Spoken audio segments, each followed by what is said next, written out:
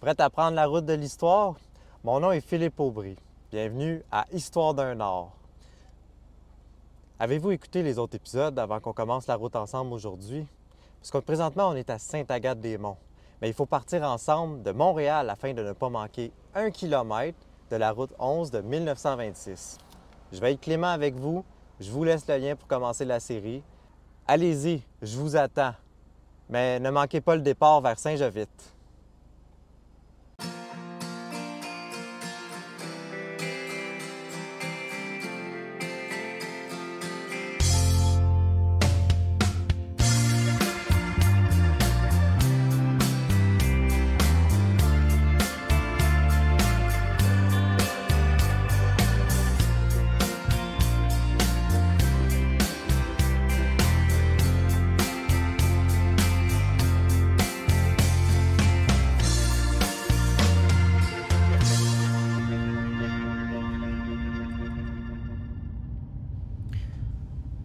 On reprend donc aujourd'hui le tracé original de 1926 de la route 11.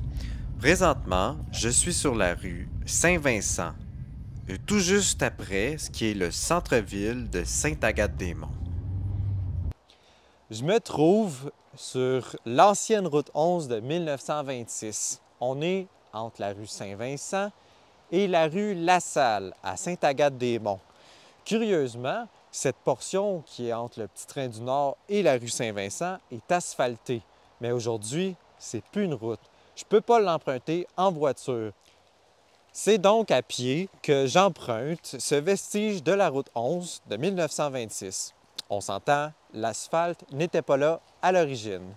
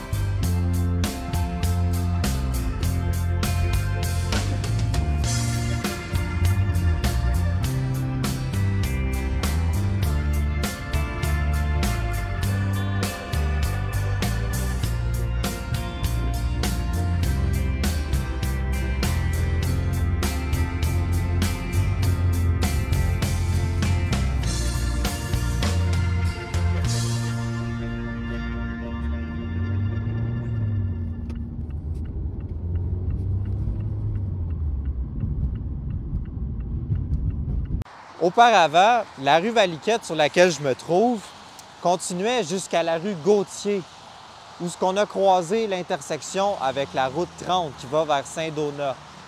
Les chargeurs et la 117 que vous voyez derrière moi, ça date des années 70. Ça l'a effacé, l'ancienne route 11, pour la transformer en entrée privée ici.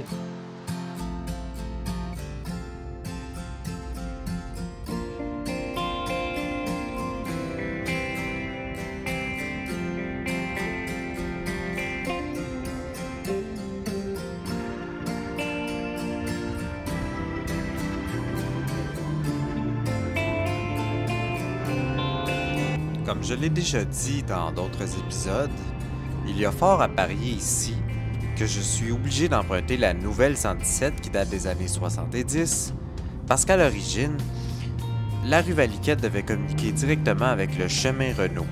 Le chemin Renault qui va vers Ivry-sur-le-Lac.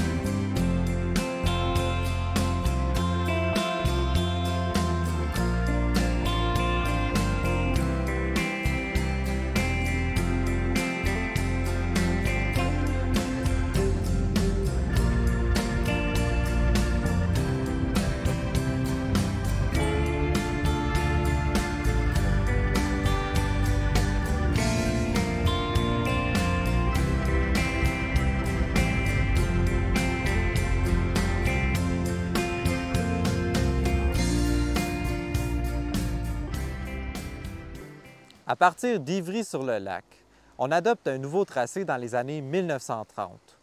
Au coin de l'hôtel de ville, on emprunte le chemin à droite, le chemin qui va vers la gare d'Ivry du Petit Train du Nord. On va jusqu'à la 117 actuelle, où on tourne à gauche.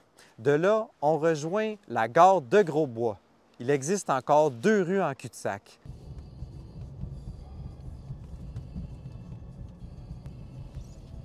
À l'origine, le chemin de Grosbois menait au chemin Labelle.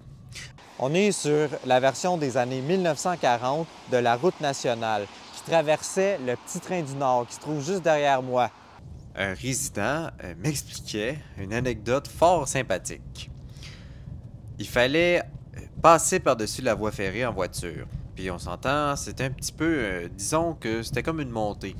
Et plusieurs automobilistes arrivaient de façon assez rapide à la voie ferrée et sautaient par-dessus. Lors de l'atterrissage du véhicule, on brisait le pot d'échappement de la voiture. Sur le chemin Labelle, il me racontait que son voisin était un garagiste qui se spécialisait en système d'échappement. Les gens brisant le pot d'échappement en sautant la voie ferrée, il s'offrait donc tout naturellement pour les réparer. Mais revenons-en au tracé de 1926. Le chemin du lac La Grise est à l'origine le chemin de colonisation, ouvert en 1885. Il va en direction de Saint-Faustin, après avoir franchi les montagnes de la Repousse et de l'Épouvante, par des chemins qui, visiblement, existent encore. Ce tracé avait le désavantage d'être fort difficile sur les véhicules de l'époque, certaines côtes étant si à pic qu'il fallait apparemment les monter de reculons, puisqu'il n'y avait pas de pompe à essence sur les voitures. C'est la gravité qui acheminait l'essence qui se trouvait en arrière vers le moteur qui était en avant, d'où le fait de les monter de reculons. Pour la période dont couvre l'épisode d'aujourd'hui, voir la série sur la route 11, l'hiver représente un véritable obstacle à la circulation automobile. La plupart des automobilistes rangent leurs véhicules à la saison froide avant la Seconde Guerre mondiale. Certains bricoleurs se patenteront des autoskis en mettant des chaînes sur les roues motrices en arrière et remplaçant les roues directrices, soit celles à l'avant, par des skis. Le déneigement des routes au Québec commence à partir de 1928. On parle d'une infime portion du réseau routier qui sera déneigé. Laval servira de zone d'essai. On procédera au déneigement de la route 11, soit le boulevard des Laurentides et la montée Sainte-Rose, et ce pour l'hiver 1928-1929.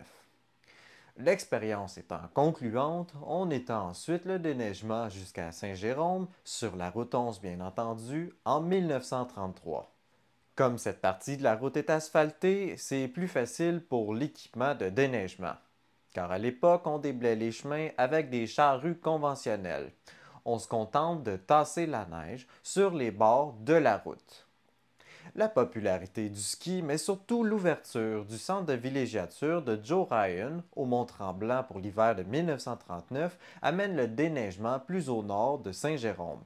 On souhaite que les touristes utilisent la voiture plutôt que le train pour se rendre en ski.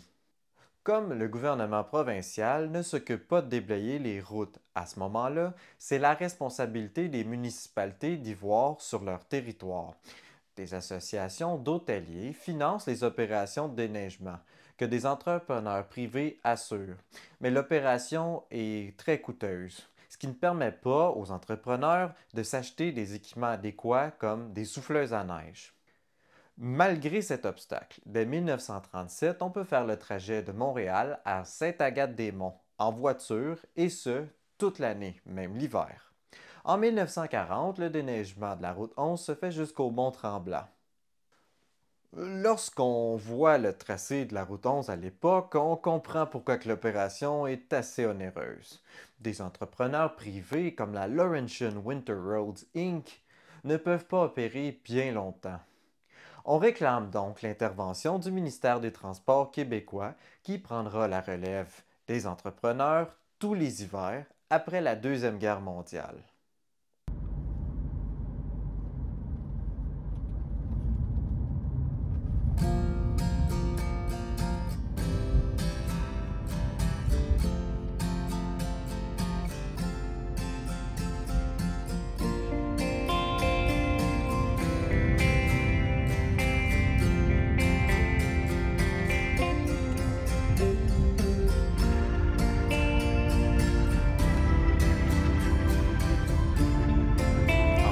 fois, la nouvelle route 117 efface ici une portion de la route 11 originale de 1926. La rue de Neuchâtel se termine en cul-de-sac désormais.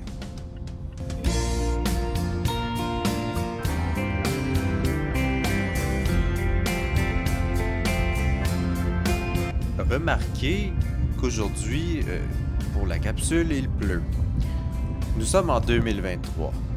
Vous remarquez aussi que les routes sont asphaltées. Par chance, la pluie n'est pas un obstacle aujourd'hui. Mais en 1926, lorsqu'il pleut, on se trouve sur des chemins en gravier tout au mieux, puisque le sable fait aussi partie du mélange que l'on retrouve sur la chaussée de la route 11. Il est d'ailleurs peu recommandé d'emprunter cette section de la route nationale en 1926 lors de mauvaises températures, comme par exemple de la pluie.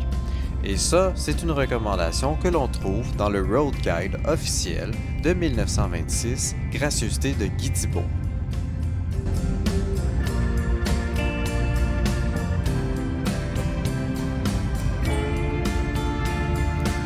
Ici, le nouvel aménagement de la route 117 des années 70 a scindé en deux le tracé original de la route 11.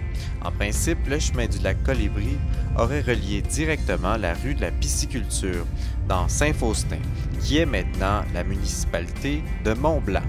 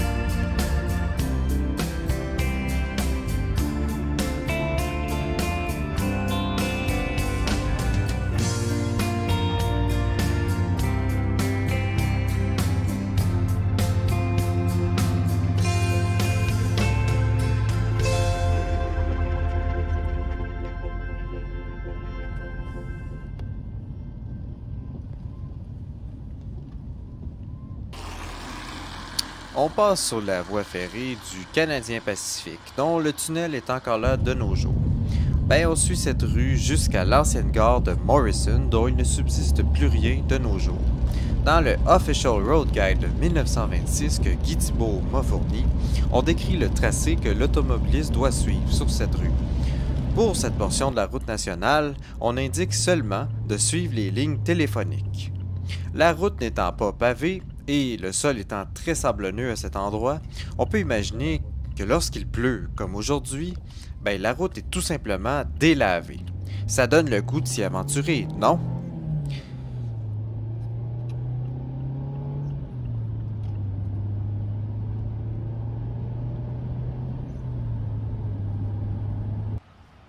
Remarquez ici à droite, la roche a été dynamitée. La 117 actuelle passe en ligne droite. Mais à l'époque, en 1926, il a fallu faire un détour pour éviter cet obstacle naturel. À ce moment-là, on passait plus près de la montée du Curé-Labelle, comme on peut l'observer sur la carte topographique de 1936.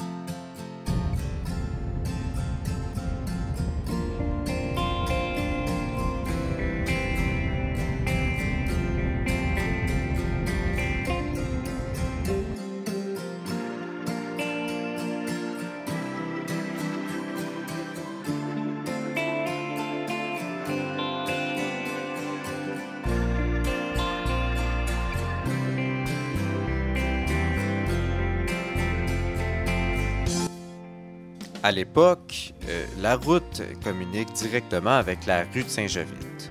Depuis, le tracé a beaucoup changé. Aujourd'hui, la route 117 contourne le centre-ville de Saint-Jovite. Dans l'après-guerre, des feux de circulation sont installés afin de mieux contrôler le flot de véhicules motorisés dans la ville de Saint-Jovite. Il y a tellement de monde qu'éventuellement, on amorce les travaux en 1975 pour éloigner la route 11 du centre-ville qui est devenue trop achalandée. On l'a élargie à 4 voies pour en faire le prolongement de l'autoroute 15. Les carrefours giratoires que l'on a empruntés remplacent les feux de circulation au début des années 2010. Jadis, la route 11 passe par ce qui est la rue du Moulin de nos jours, plutôt que de passer en haut de la côte.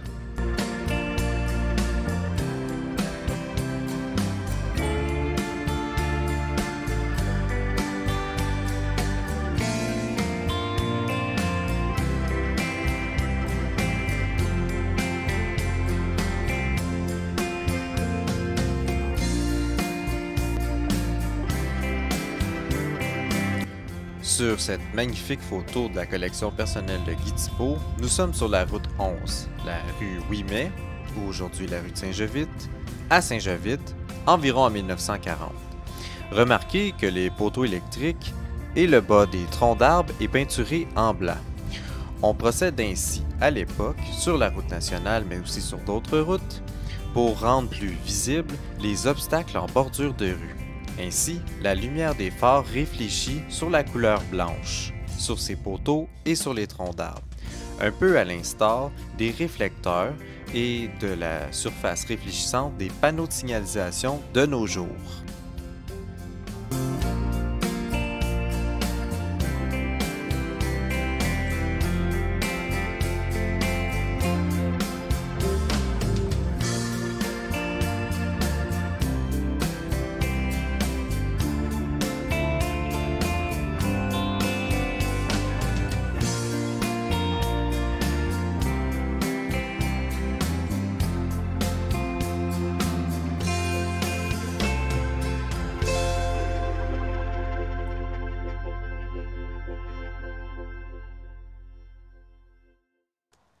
Un autre signe que les temps changent après la Deuxième Guerre mondiale. On trouvait dans les années 20 et 30 beaucoup de ponts couverts sur la route nationale.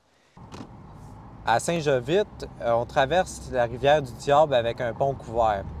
En 1949, on va construire le pont en béton qu'on traverse en ce moment pour remplacer l'ancien pont couvert. Puis cette année-là, on en a profité pour réviser le tracé de la route un petit peu plus au sud.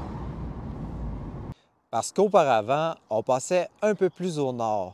Les rues de la rivière et de la Diable étaient reliées par un pont couvert à l'époque, le pont Victor-Léonard. Aujourd'hui, il ne subsiste plus rien de cette traversée, mais dans la région de la vallée de la Diable, il y a toujours le pont Prud'homme. Un pont couvert de type tendre élaboré, soit le modèle le plus répandu. Typique de la période de la colonisation, ces jolis ponts sont conçus pour recevoir un trafic de plus faible densité que les autoroutes d'aujourd'hui. Ce sont les murs qui portent la structure, car la chaussée est remplaçable. La toiture protège la traversée et augmente la durée de vie du tablier de bois. Car vous comprendrez que du bois, ça l'use vite. L'hiver, on neige l'intérieur du pont pour permettre aux traîneaux de glisser sur le tablier de bois. Comme dans l'après-guerre, le transport routier devient la norme. Les ponts couverts deviennent des obstacles à la circulation. Leur conception date du 19e siècle, alors que les charges que traînaient les chevaux ne dépassaient jamais 5 tonnes. La présence de la toiture limite considérablement la hauteur des véhicules et, évidemment, aussi leur chargement. Si les camions étaient moins imposants que ceux qui sillonnent les routes de nos jours, il arrivait à l'occasion que certains se retrouvent sous le pont, défonçant le tablier. Le pont est fermé de manière préventive depuis 2019, en raison notamment de la crue des eaux, qui a provoqué des dommages sur les unités de fondation, rendant ainsi l'ouvrage instable à la circulation automobile. Le pont patrimonial est sous la responsabilité du ministère des Transports du Québec, qui a promis de le réparer en vue de le rendre de nouveau accessible. Malheureusement, ce projet a été maintes fois repoussé. Faites valoir au MTQ que vous souhaitez qu'il remplisse son devoir et qu'il répare le pont. Pour aujourd'hui, c'est ici que je m'arrête. Le secteur centre-ville de Mont-Tremblant où je me trouve était jadis Saint-Jovite, une municipalité importante dans la région de la vallée de la Diable. Si vous souhaitez en apprendre plus, je vous invite à visionner l'épisode que j'ai réalisé sur l'histoire de Saint-Jovite. Je le laisse ici en description. Prenez le temps de l'écouter en attendant le prochain départ vers Mont-Laurier qui aura lieu le 15 novembre prochain. Avant de vous quitter, je tiens à partager un travail que j'ai fait avec un ami à moi. J'ai réalisé dans le cadre du podcast Le temps d'une bière une émission sur l'histoire de l'automobilisme et des routes au Québec. Je vous le laisse en description pour que vous ayez l'écouter et pour en apprendre davantage sur le contexte de la route 11, mais aussi ses suites dans la région. Encore une fois, mon nom est Philippe Aubry. Je vous dis à bientôt.